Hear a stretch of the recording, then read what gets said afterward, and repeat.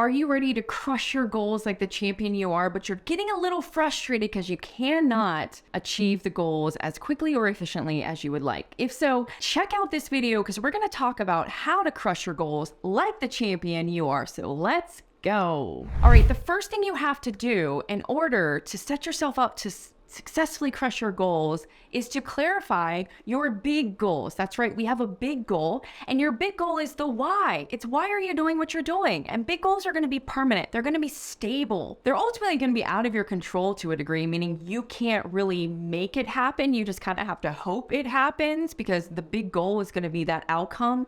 And maybe your big goal is I'm going to win the championship game. Well, you don't really have control over winning it or not, but that's your big goal, right? That's what you want to do. It's pretty stable and it's very concrete, right? So ultimately your big goals are what you're striving for. It's what you're wanting to accomplish. And there's probably going to be a lot of smaller goals that you're going to need to identify in order to achieve that bigger goal. Just to share an example, because professional athletes are like the easiest example to use when you're talking about champion mindset. One thing that a lot of professional athletes do, and I'm talking about like the super athletes who might not really have the talent to some of the other professional athletes, but because they have the rock solid, brilliant mindset, their talent actually is even better than those that have more of the natural gift, if you will. A big goal for them is like why they play the game. For instance, maybe their big goal is, hey, I play because I love the game. And that's my big goal is I just love the game and I want to play for the game.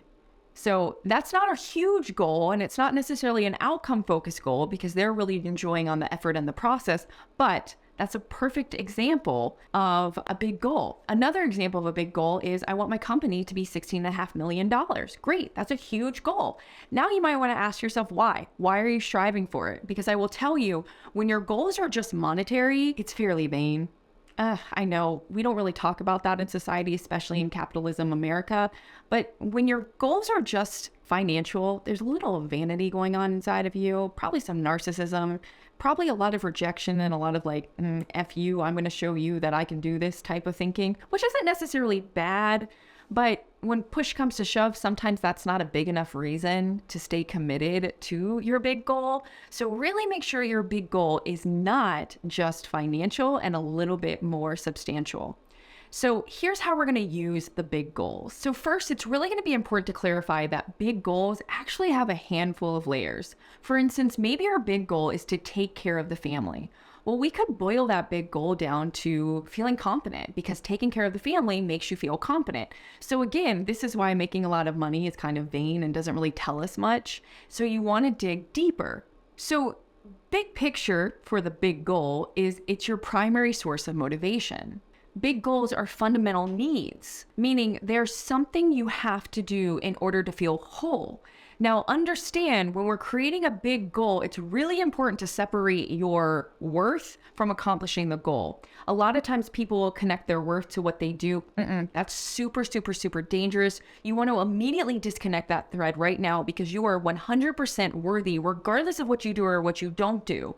So understand that your worth has nothing to do with your performance. And the sooner you can make up your mind to believe that, the better. By the way, you can also start to take action to help you start to believe that as well, because that works just as well. One thing that makes big goals really successful in that fundamental aspect is it's something you have to achieve. Like you are 100% fueled by needing to achieve that. You have a huge desire to achieve that. But on the opposite side, you also are really fueled by not achieving it, meaning there's a fear of not fulfilling the goal. And so that makes you want to achieve it even more. But again, we're staying focused on more of that positive versus avoiding, right? So you don't want to focus on avoiding attempting the goal because you're so afraid you're not going to make it, but you're also fueled by the fact that like it's really important for you to make it, and not making it scares you. So big goals are what you strive for, and little goals are how you reach that big goal.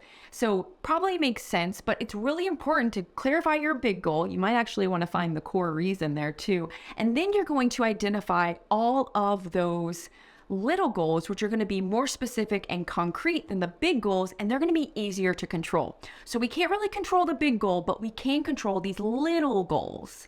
For example, being a good father is a big goal. The little goal could be working hard at your job or spending focused time with your kids or making your kid's birthday party excellent. Let's take another one, being a rock star basketball player. That would be the big goal, right?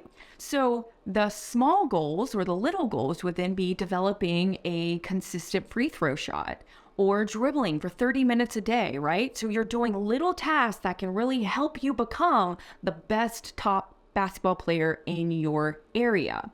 So we can't control that, but we can do all these little goals to help eventually feed into that big goal. Big goals are really important to acknowledge, but a lot of times people like to only focus on their goals, which is really focusing on the outcome. And the outcome is typically in the future and not in the present moment. And you only exist right here, right now. And when you're constantly focusing on the outcome and not the present moment, you miss opportunities to be successful at the end of the day. Because if you're always focusing here in the future, you're missing on what's going on here in the present, and what's going here on the present is what's going to help you get to that outcome, if that makes sense. So we need to shift our focus to what's going on right here in the present moment and let go of the outcome goals. And so you want to just keep those big goals in the back of your head. The little goals are going to be your action plan or action steps to get there. But once we've identified those big goals and we're kind of clear on the little goals, now we want to really shift our focus onto these 3 supporting goal types. So one is results goals. Results goals are going to be a specific outcome. They make you think ahead, right? So they're going to be a little bit like the big goals. Next, you're going to want to have process goals. Process goals are these specific steps you must take to achieve the result goals and are supported by performance goals. And then you're going to have performance goals, which are focusing on your effort. And they sound almost like mantras, you could say. I'm going to go through all of this again with clear examples. So first, you're going to have result goals. These are going to be a specific outcome. And these are going to be fairly connected to the big or little goals, depending on how you are defining them. So an example of a results goal would be closing a sale or scoring a point, right? So it's still a little goal, but it also connects to that big goal.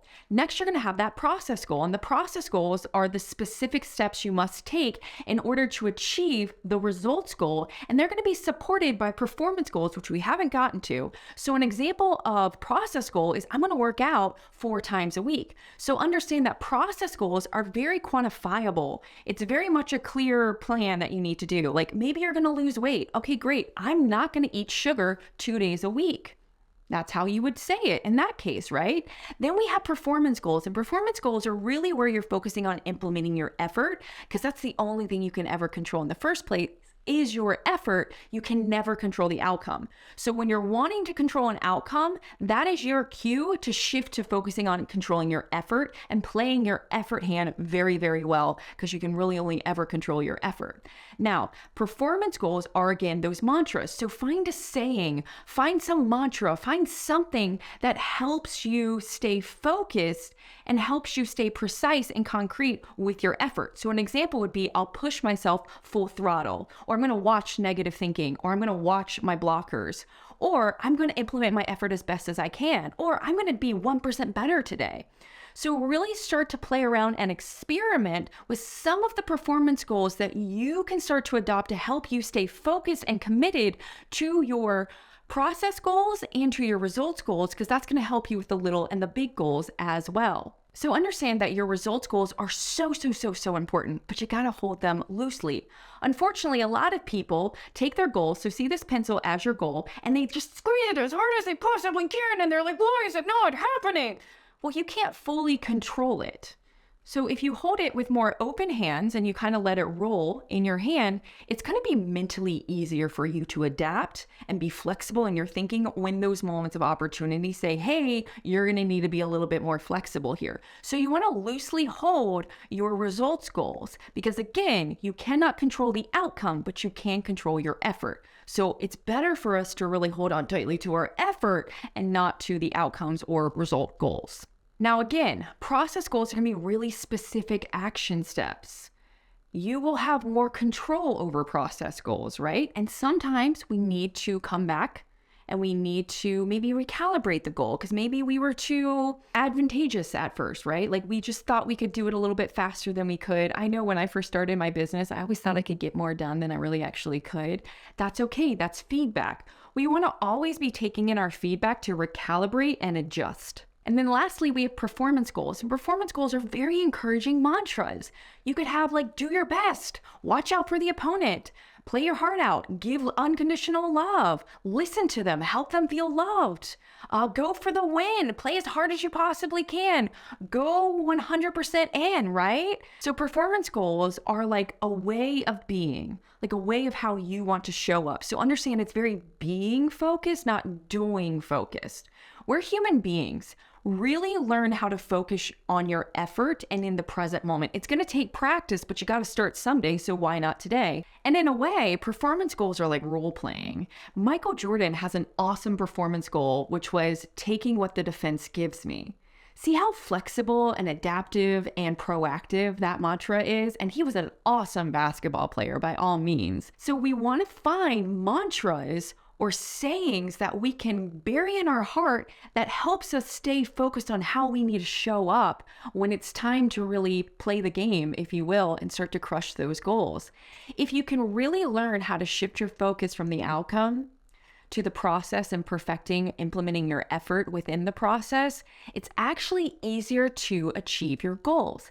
Now, since we've gone over all the types of goals, it's also going to be really important to leverage visualization. Visualization is so important. In fact, I believe it was the University of Washington, I forget which year this was, they decided to do a research study with their basketball team to figure out how to improve free throws. So this is what they did. They had 3 groups. The first group was do whatever you want. Whatever you want, have fun. The second group could only shoot at the free throw line. They could only shoot there. And the third group could only imagine, they could only visualize shooting from the free throw line. So they did this for 30 days. They came back and they looked at the progression level. And what they found was the first group, who could do whatever they wanted, did not get better at all. There was a 0% improvement rate. The second group, the one that could only shoot free throws, improved by 25%. And the third group, the group that could only visualize, improved by 24%. That's a 1% difference. So visualization is really, really, really powerful. But it also takes your effort to visualize. No one's going to visualize for you. You have to do it. So visualization is a great way to continue to implement your effort and train your brain, especially that reticular activity system that filters in and out the stimuli we tell it. So here's the thing. You can do what you want. Nobody's going to do it for you at the end of the day. That's kind of a duh statement. So start to get in the habit of really focusing and visualizing, just really learning how to hone in your effort and play your effort and get better at your effort. You know, there's something called the growth mindset, which says focus on your effort, not ability, because when you focus on your effort, you do better in the long run versus focusing on your ability. And we know that the average A student, or a lot of times A students in grade schools, actually don't do well in the real life world because they've actually relied too much on their ability versus their effort, which is why the C student sometimes does better in the real world because they've learned to implement their effort at a larger scale than those naturally smart or good test takers are. So really start to pay attention to where your focus is, what you're telling yourself, and are you engaging in your goals? Are you visualizing them? That's so important to do. Visualize, visualize, visualize.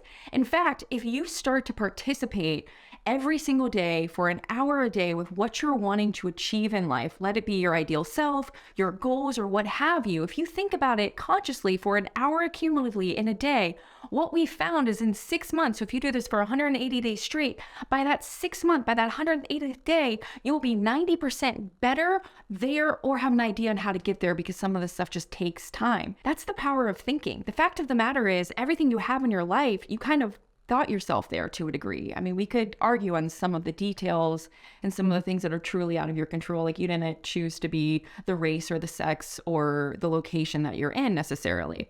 But really start to learn how to leverage your effort because that is the key to crushing your goals.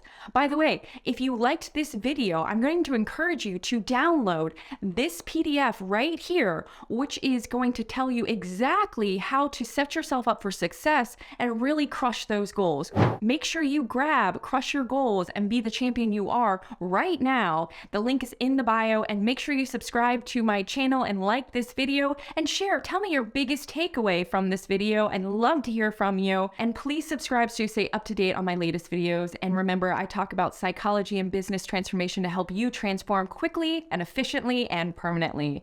I hope you have a great day, and I look forward to seeing you next time. Bye.